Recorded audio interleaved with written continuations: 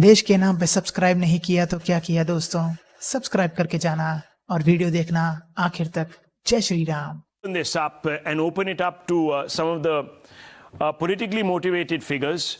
Not Dr. Ranganathan, of course, because he subscribes to a completely different moral code, and neither does Hindol Sengupta. So both of them are academics, authors, historians, call them what you want to.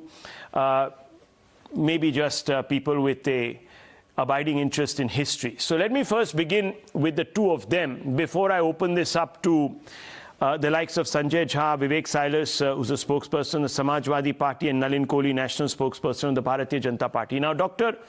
Ranganathan, look, you know, there are people who are very controversial and divide society.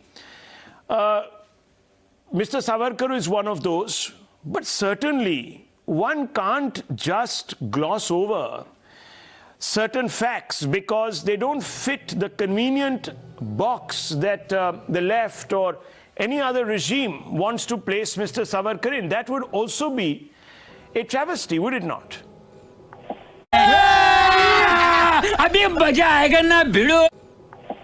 No, absolutely. And good evening, Rahul, and good evening to all my panelists, especially to my good friend Vikram Sampath. It really is a pleasure and an honor to be sharing the panel with him.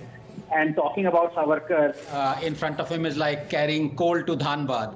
So I hope he pardons my ignorance on the subject. But you're absolutely right, Rahul. Look, distorted histories leave wounds that both medicine and time cannot heal. And very few have been distorted more than Savarkar's. Now, there is no doubt that Savarkar was a fearless freedom fighter before he was incarcerated in Kalapani, and that he suffered terribly there, terribly. Prolonged spells of solitary confinements and brutal torture lasting for 6 months and more. So I'm ambivalent towards his mercy petitions that were written at times pleading only for his release as well as at other times for release of all political prisoners. That said, it is also a fact that he had already written multiple mercy petitions beginning 1911 by the time Gandhi advised Savarkar's brother that Savarkar should write another mercy petition in 1920, as Vikram said, and also wrote an appeal to the British to release Savarkar. Another fact that the Chauthi failed leftists mocking Savarkar ignore is that the co-founder of Communist Party of India, Dange, also wrote mercy petitions to the British, saying that he's always going to be servant of the king. And unlike Savarkar, he wasn't even thrown in solitary for a day, even on months. There is also the fact, Rahul, that once released, Savarkar asked Indians to join the British army, but then so did Mahatma Gandhi. Savarkar was also against the Quit India movement, but then so were Rajaji and Ambedkar, who said, and I quote, "The Quit India movement is both irresponsible and insane, showing bankruptcy of statesmanship," unquote.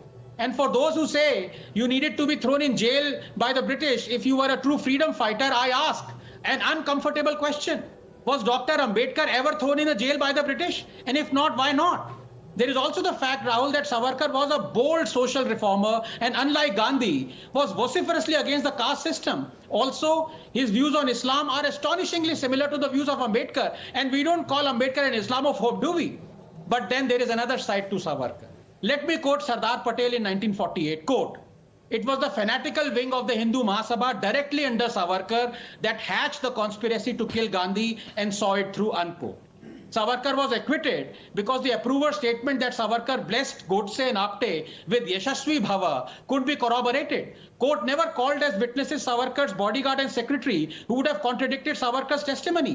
And in 1964, new evidence emerged through Tarun Bharat editor Ketkar's admission. The Kapoor Commission, as you know, was set up and it concluded that Savarkar was, quote, "directly involved in Gandhi's assassination," unquote. Rahul, just 30 seconds. Ultimately then, no political activist, Rahul, is without another side. You can call it grey or dark. It is just that one has to judge objectively the extent of it. Mao killed 63 million of his own people, and he's on currency notes.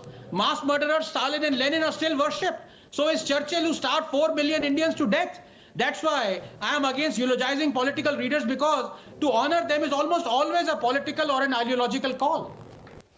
Absolutely. Look, at the end of the day, we have